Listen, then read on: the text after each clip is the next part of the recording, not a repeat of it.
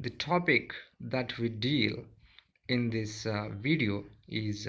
matrix representation of vectors and operators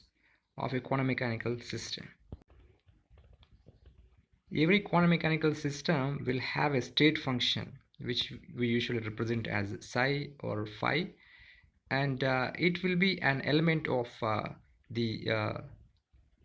Hilbert space of the system, and all physically observable quantities will become Hermitian operators of the system. If the basis set of the Hilbert space is taken as a set of ket phi n's, where n is running from 1 to until capital N, and if it is a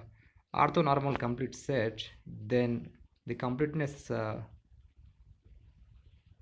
relationship is actually given by this equation number 1 with a summation running over n, and then your ket psi n and then bra psi n, resulting in identity operator I, and then here we also have orthonormality relationship between any two ket vectors, and then normalization condition for all of these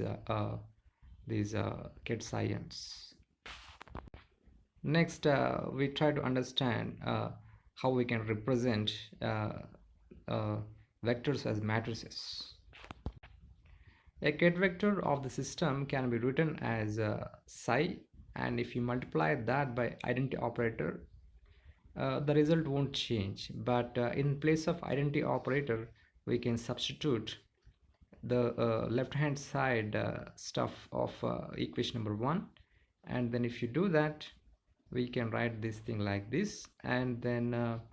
if you actually take this scalar product of phi sub n with psi,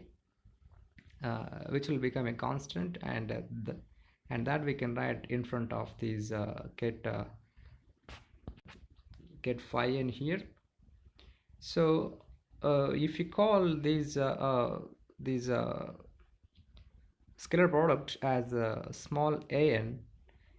and then this will become summation over n with an and then phi n, and we can actually say that this psi can be represented as a column matrix of all these ans as elements of it, as shown here. And the Hermitian conjugate of ket's I is actually bra psi, we know that, and then Hermitian conjugate comes when by doing the complex conjugate of this psi, and then by transposing it. So if you do that, the complex conjugate of every element will get stars on top of them, and then when we transpose the column it will become a row. So every bra vector can be represented as a column, as a row matrix. Now we try to understand how we can represent operators in matrix form. An operator A can be actually multiplied by identity operator on both sides, as shown here, because it won't change the result. But in place of i's, we can actually write down the completeness relationship as these summations here and here. But here this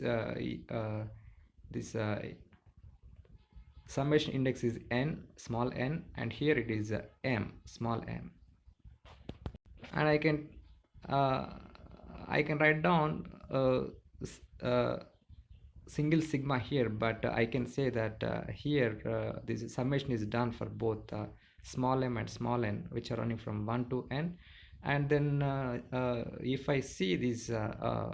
psi n a and then psi m, it is a scalar product, so it will give me a number which I can call as a sub n m,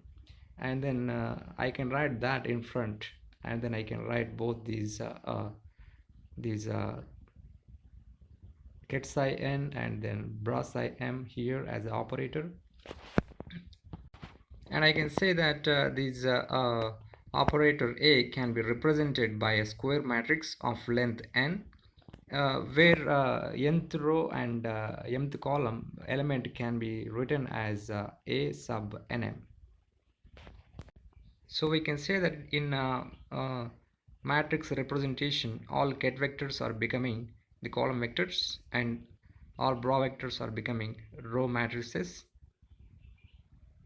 and then all operators are becoming square matrices.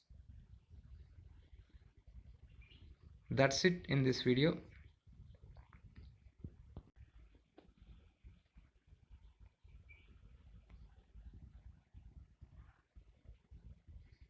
Thanks for watching.